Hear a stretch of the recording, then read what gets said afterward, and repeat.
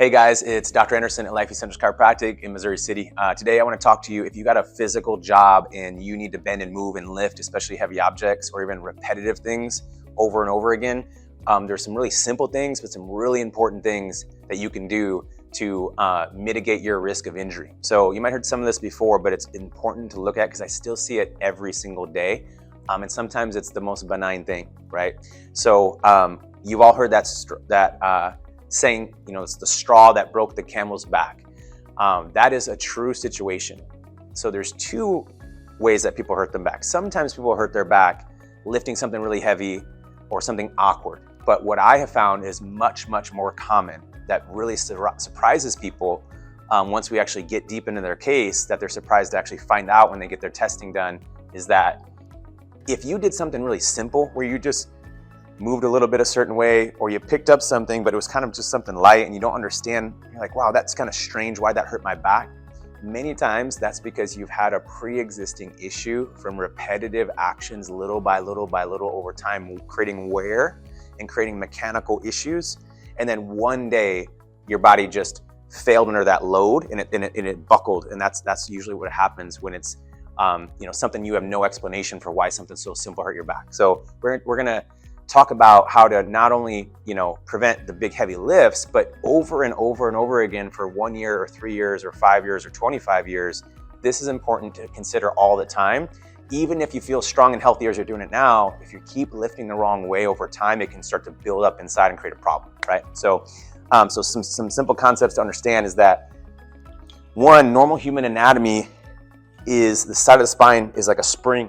And these springs and these arches are curves because they create really strong stability and lever arms to support your body's weight and gravity. And when you bend and move, they're anchor points for your muscles and your arms and your legs and your pelvis and those really heavy areas that, think about a big guy who can bench press, 300 pounds or deadlift 500 pounds. That's all anchored to a spinal cord, right? So your spine is incredibly strong when it's in the normal alignment. But when it becomes out of normal alignment, that's when you get in trouble, right? So when people, that's what you hear people all the time say, make sure you don't bend and lift with your back. The reason why is because one of the most vulnerable things is just 15 degrees of trunk flexion. When the hips don't move, just from the waist up, you tilt forward 15 degrees, especially if you add rotation to that, right? It's also common in sports like a golf swing or weed whacking and doing yard work or sweeping, things like that. What you're doing is you actually lose the protection of that arch. You actually start to lean forward and it becomes straight and flat, or sometimes actually going backwards in that position. And when you introduce a load in that position, you lose a huge amount of the structural stability to resist the force. So not to get too complicated, but that's really, really important. It's something people underestimate.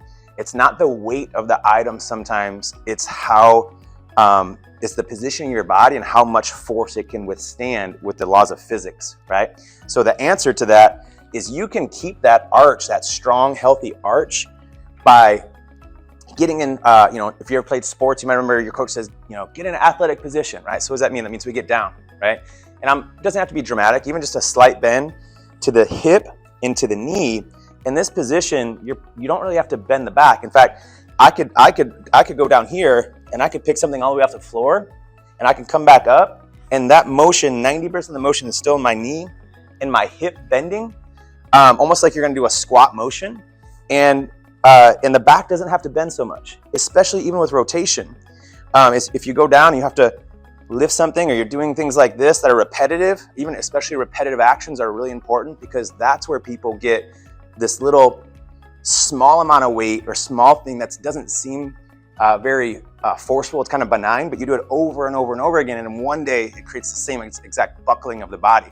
So you could be here, same position, and I can go step to the side, get my pelvis and my chest lined up with where I'm going, and I can still go to the side and without bending my back much at all, and I could pick that thing up and I can go here, right? So just those little adjustments, guys. Don't ever underestimate how small a weight might be that you're gonna lift. It's about the mechanics that puts too much load. That's how you hurt a disc.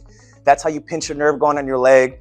That's how you start to get arthritis in your back, or you start to get chronic back pain all the time. So I hope that helps. If you're dealing with that, there's still a lot that can be done to help. We'd love to talk to you about it. If you want to click the link below and we can set up a time to talk to you soon.